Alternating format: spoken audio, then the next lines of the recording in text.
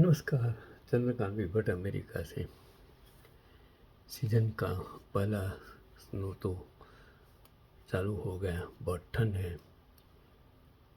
और इस ठंड में भी इस अमेरिका में, इस देश में लोग काम करते हैं। बाकी भारत में तो शायद इसी तरह कोई काम करता नहीं है।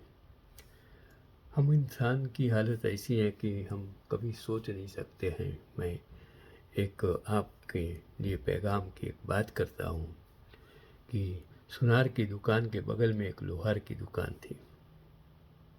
ज़्यादातर गांव में सुनार, लोहार, नाई, इन सबों की दुकानें नज़ीक नज़ीक होती हैं। उसका अलग अलग जो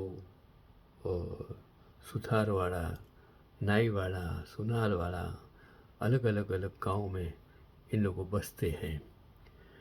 तो सुनार जब काम करता था तो उसकी दुकान से बहुत धीमी आवाज़ आती थी, लेकिन लोहार की दुकान से एक बहरा कर देने वाली आवाज़ सुनाई देती थी।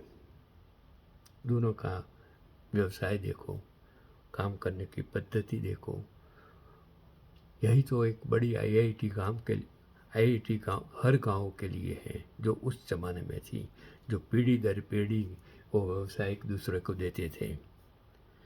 एक दिन सोने का एक टुकड़ा छूटकर एक लोहार की दुकान पर जा गिरा। वहाँ उसकी मुलाकात लोहे के एक टुकड़े से हुई। सोने के टुकड़े ने लोहे के टुकड़े से पूछा, भाई, हम दोनों का दुख एक जैसा है। हम दोनों को एक ही आग में तप रहे हैं और हथौड़े की एक ही मार झेल रहे हैं। मैं चुपचाप यह सब यातना कर रही हूँ, सह रही हूँ, परंतु तुम इतना चिल्ला क्यों रही है? लोहे के हथौड़े ने भारी मन से कहा, आप जो कहते हैं वह सच है, लेकिन जिस हथौड़े ने आपको मारा वह आपका सगा भाई नहीं है। जिस लोहे के हथौड़े ने मुझे मारा वह मेरा सगा भाई है। फिर सोने की डली ने लोहे की डली की तरह देखा। दोनों ने मन ही मन सोचा कि हमें तो बोलना ही नहीं आता, तो अगर लोग ऐसी बात सच मानकर तो क्या करेंगे? जो यही तो हालत है।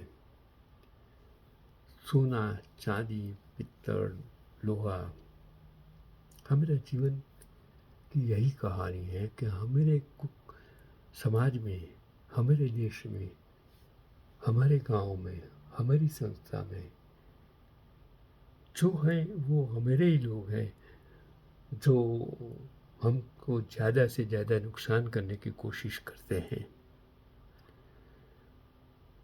ईश्वर ने हम सबको बनाया है।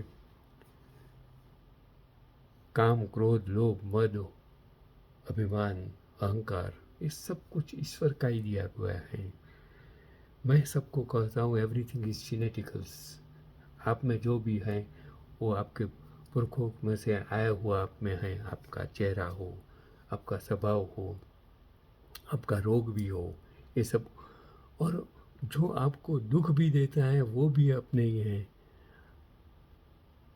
इसके लिए मैं हर वक्त कहता हूँ कि अपना पहला दुश्मन माँ के पेट से पैदा होता है। दूसरा दुश्मन आपके पड़ोस में ही रहता है। तीसरा दुश्मन हमारा भागीदार ही होता है। चौथा दुश्मन हमारे सगे संबंधी होता है। पांचवा दुश्मन हमारा समाज होता है। और यही दुश्मन हमारे आसपास ही हैं, जो हम देख नहीं पाते हैं, हम समझ नहीं पाते हैं। क्योंकि ईर्ष्या, काम, क्रोध, लोभ, ये सब में है और उसको कोई भी इंसान दूर नहीं कर सकता है। और जो इंसान उसको दूर कर सकता है, उसको अपने से दूर रख सकता है, वो मानव होता है, इंसान होता है, साधु होता है, संत होता है। जो काम को कंट्रोल कर सकता है वो ब्रह्मचारी बन सकता है।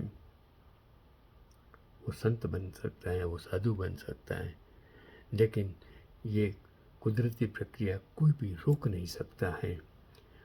हमें अपने आप की सोच बदलनी होगी, हमें हमारा स्वभाव बदलना होगा, हमें सोना